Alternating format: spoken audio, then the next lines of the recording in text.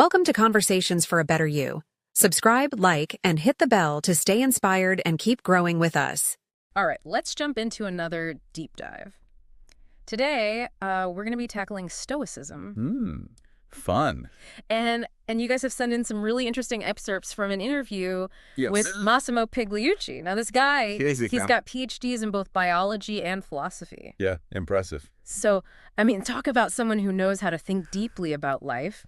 So we're going to be taking a look at those excerpts and seeing if we can figure out what Stoicism is really all about. Sounds good. How it can be applied to modern life. Yeah. And, is it really having this big revival? I think so, yeah. I mean, it certainly seems that way. And Pigliucci's perspective is particularly interesting, I think, because he really bridges that gap between science and philosophy, which is kind of at the heart of Stoicism. For sure. Yeah. So before we get too far into it, can you maybe just give us a quick overview of Stoicism, for anyone who might be totally new to this whole philosophy? Yeah, absolutely. Like, what are the key principles? Stoicism is often misunderstood as this idea of, like, being emotionless or indifferent, Right. But it's really not about that at all. It's more about recognizing that we don't have control over all these external events that are happening, We only have control over our own reactions to them. Right. So it's about using reason and logic to kind of navigate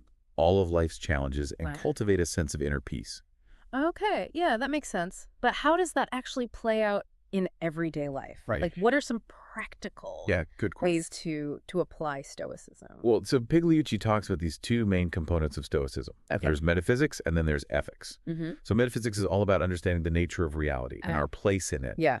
Whereas ethics is more about, how we should live our lives. And for Stoics, those two things are completely intertwined.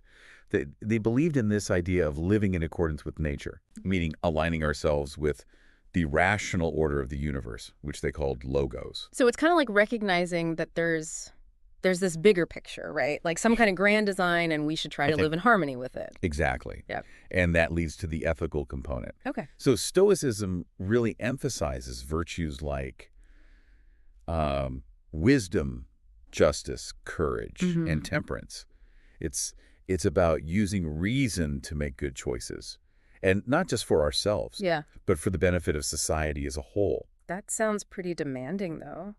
It can be. Like, how do you even begin to put that into practice? Yeah, well, Pigliucci highlights a few key techniques that the Stoics developed to cultivate these virtues and to navigate the challenges of life. One of them is what he calls self-deprivation exercises. Like those ice-cold showers that everyone's always talking about. Yeah, exactly. That's one example. Okay. But the purpose isn't just to endure hardship for the sake of it. Pigliucci argues that these exercises are really about cultivating gratitude and appreciating what we already have. Oh, okay. He gives this great example of like walking through a shopping mall, surrounded by all this, these enticing products, but not buying anything. Interesting. It's like a mindfulness exercise, but for consumerism. Exactly. It's about recognizing how much we already have. Yeah. And resisting that constant urge to acquire more. You see, for Stoics, true happiness doesn't come from external possessions. Right. It comes from inner peace and virtue.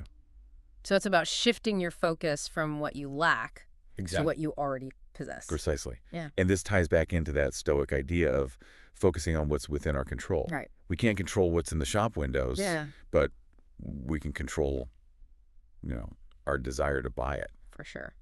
So what are some other techniques that Pigliucci mentions? Well, he talks about the importance of journaling, but not just as a way to, record your day or whatever. Yeah. For Stoics, journaling was really this structured reflection on your actions, guided by reason.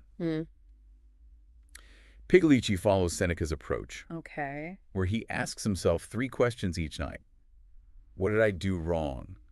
What did I do right? And what could I have done differently? So it's less about like dwelling on the past and more about learning from your experiences to make better choices in the future. Exactly. Stoics were really big on this idea of taking ownership of your actions and constantly striving for self-improvement. And the past is the one thing we absolutely cannot change. Right. So why dwell on it? Yeah. Instead, Stoics encourage you to take those lessons learned and apply them to future actions, which you can control. Yeah, it's like having this Yeah. built-in feedback loop for Quick personal growth. Yeah, I like that. But how does Stoicism address the really big unavoidable challenges in life, like death? That seems like something that'd be pretty hard to approach rationally. Yeah, well, Pigliucci talks about something that the Stoics called memento mori, Okay. which is basically remembering that you will die. Okay. Now, that might sound kind of morbid, Yeah, a little bit. but it's really about using the awareness of our own mortality Okay. to live more intentionally. Right.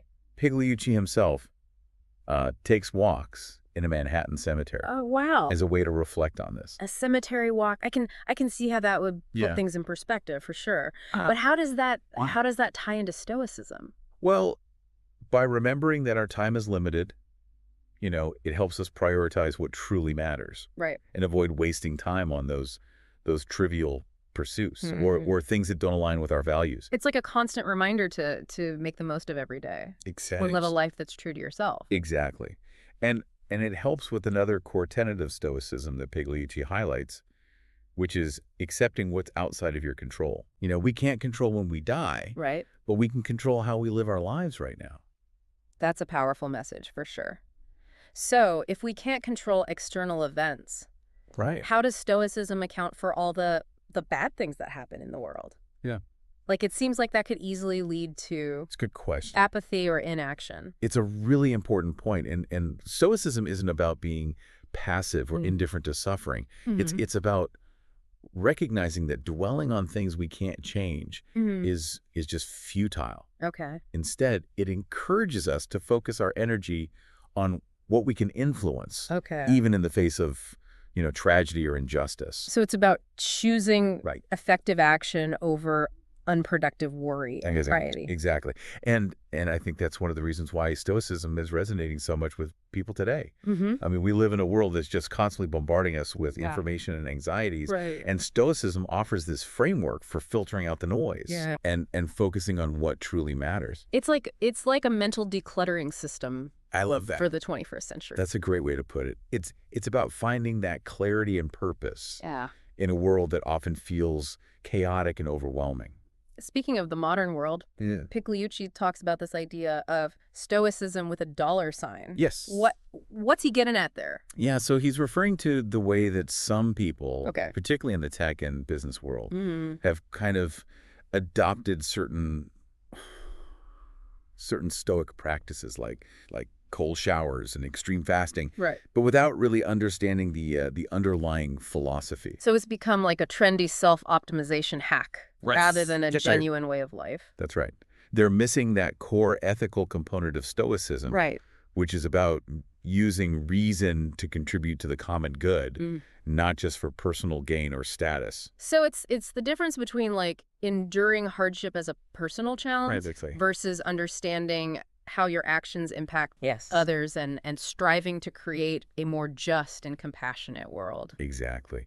And I think that distinction is really crucial for understanding what authentic Stoicism is all about. So it's not just about building mental toughness, Right. but it's also about using that strength Yes. to make a positive impact Right. on the world around us. Precisely.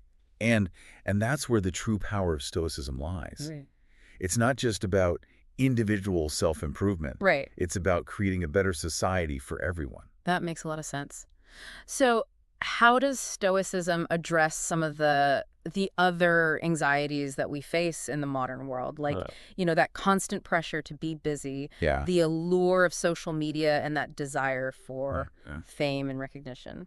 Well, that's something we'll dive into deeper in the next part of our deep dive. I'm looking forward to it. We'll be right back with more insights from Massimo Pigliucci on how this ancient philosophy can help us navigate the complexities of 21st century life. Welcome back. We're continuing our deep dive into Stoicism, and I'm really curious to hear more about how these ancient ideas can help us deal with like some of our very modern anxieties. Yeah, it's fascinating how Stoicism, despite being thousands of years old, feels like almost tailor-made Yeah. for the issues that we're grappling with today. All right. So let's start with that feeling of constant busyness, shall we? Yes. Please. It's like we're all running around like chickens with our heads cut off, Yeah. constantly checking emails, scrolling through social media, juggling like a million different things. I know, right? Is there a Stoic antidote to this feeling of overwhelm? Yeah, so Pigliucci reminds us that even Seneca, way back in Roman times, saw busyness as this distraction from what truly matters. Right. It's not about doing less necessarily. Okay. It's more about aligning our actions with our values. Mm-hmm.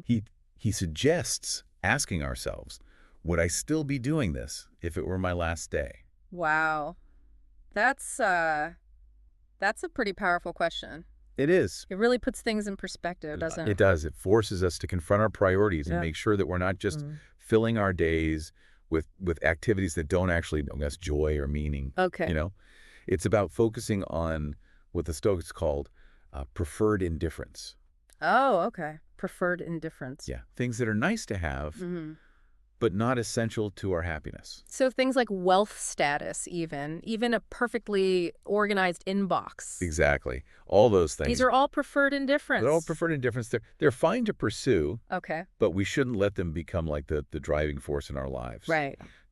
True happiness for Stoics Mm-hmm. comes from virtue and living in accordance with nature. That makes sense, but it's hard to ignore those external pressures, especially in today's like hyper-competitive world. It is. It is. And that's where the Stoic practice of journaling can be incredibly helpful. Okay. And again, it's not about like venting your frustrations or listing your to-dos. It's about reflecting on your actions and motivations. Mm-hmm. Pigliucci follows Seneca's 3 questions. What did I do wrong? Right. What did I do right? Yep. And what could I have done differently? It sounds like a way to kind of take a step back and analyze your day Yeah. with a more objective lens rather Sure. than getting swept up in like the emotions of the moment. Exactly. It's about using reason to understand your patterns Mm-hmm. and make conscious choices about how you want to move forward. And I imagine that kind of self-reflection could be really helpful in navigating the the often treacherous waters of social media. Oh, absolutely.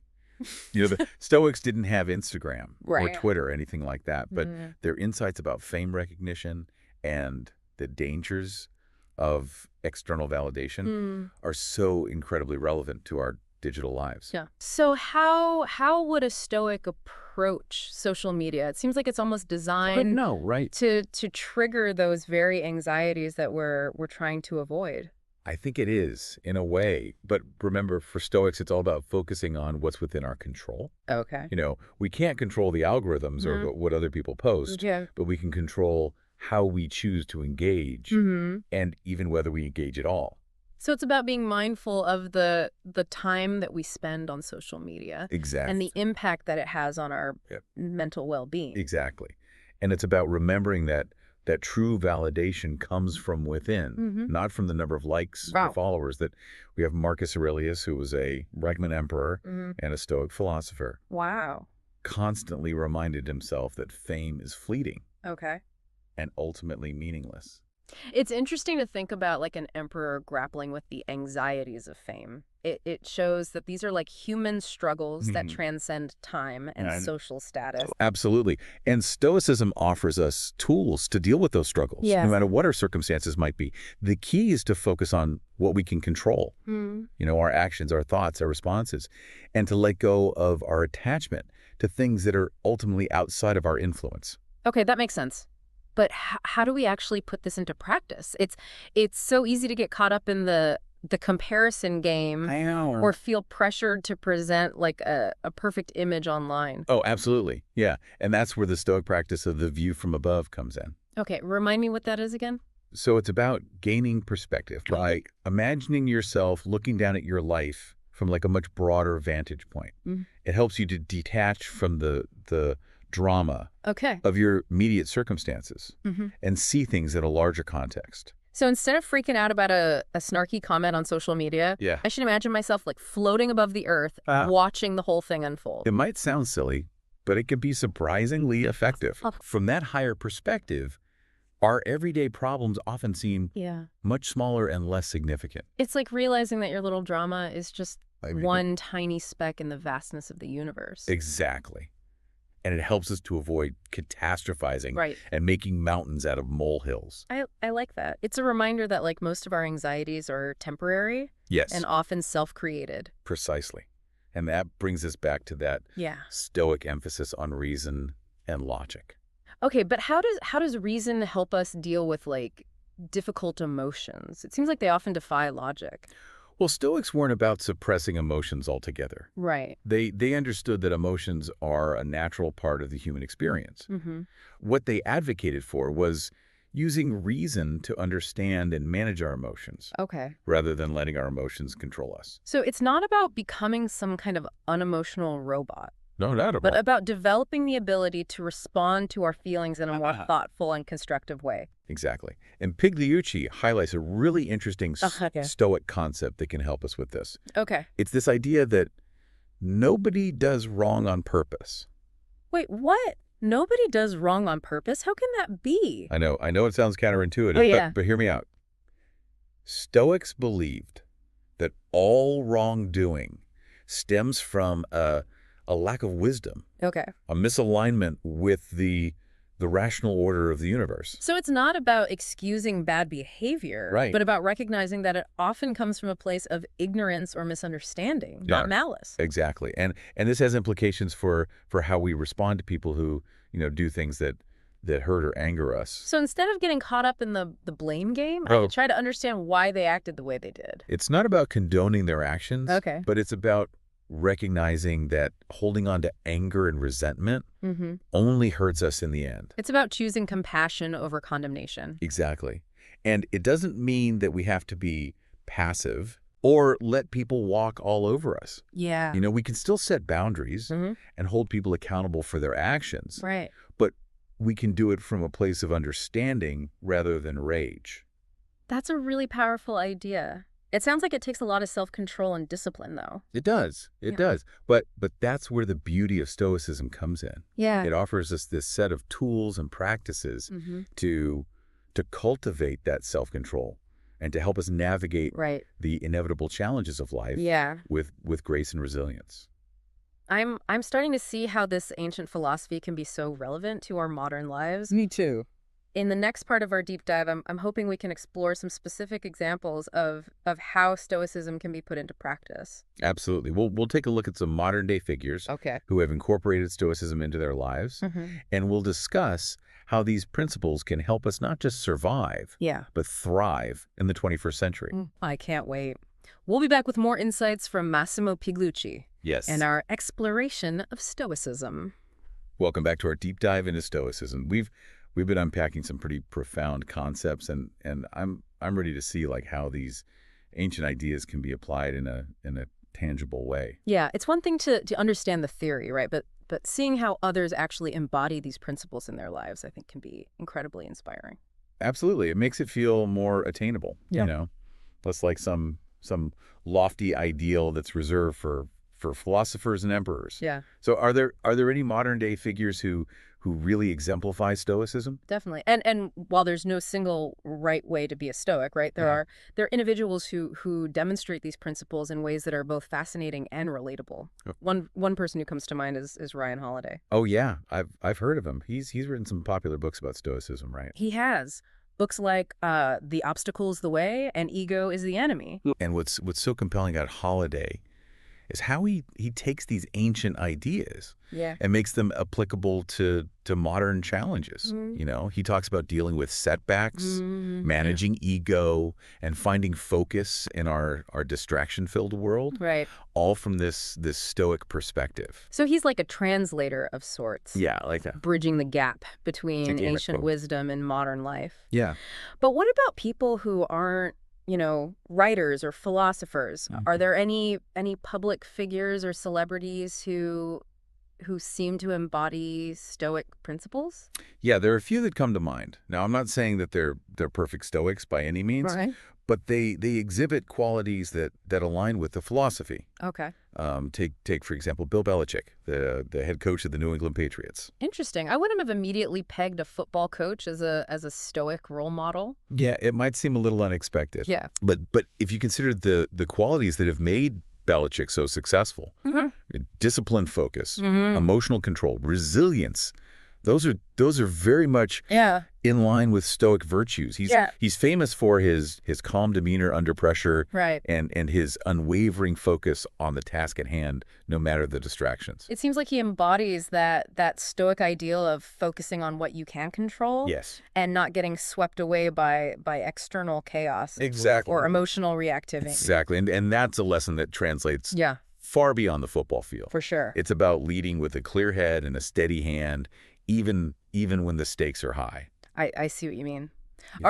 Are there any other public figures who stand out to you in this way? Well, some who often gets mentioned in connection with Stoicism is the actor Tom Hanks. Tom Hanks, America's dad. What makes him stoic? Well, he's known for his kindness, his humility, and his sense of humor. Yeah. These are all qualities that Stoics valued very highly. Right. Plus, he just seems to have this really grounded perspective on fame and success. Mm-hmm. He doesn't let it go to his head, and he consistently chooses projects that are personally meaningful rather than chasing the biggest paycheck. He prioritizes his internal compass over external validation. Exactly. A very Stoic concept indeed. Yeah. And there's a quote from Epictetus that I think encapsulates this really beautifully. Okay. He said, wealth consists not in having great possessions, but in having few wants. Wow. That's so true. It speaks to that idea of finding contentment within rather than seeking it from external things. Precisely. It's something that Tom Hanks just seems to embody in his life and his work. Yeah. He faces challenges just like anyone else, but he approaches them with this perspective and resilience, often finding humor. Even in difficult situations, another key Stoic trait. It's about finding that balance between seriousness and lightness, recognizing that life is full of both joy and sorrow. Yeah. But the Stoics weren't about dwelling on either extreme, were they? Not at all. It all comes back to that core principle we talked about earlier, living in accordance with nature. Right. For the Stoics, this meant accepting the ups and downs of life, understanding that everything is in constant flux, and finding contentment in the present moment. It's about embracing the fullness of life, the good and the bad, and finding beauty and meaning in it all. It sounds like Stoicism offers a truly timeless wisdom. It does. And while we've explored a lot in this deep dive, I encourage you to keep digging deeper, exploring these ideas and seeing how they can enrich your own life. It's been an incredible journey through this ancient philosophy, and I'm already starting to see its potential to help us navigate, the complexities of modern life. Thanks for guiding us through this deep dive. My pleasure. Until next time, keep exploring, keep questioning, and keep diving deep. Thanks for joining us on Conversations for a Better You. Don't forget to like, subscribe, and hit the bell for more content to help you grow. See you next time.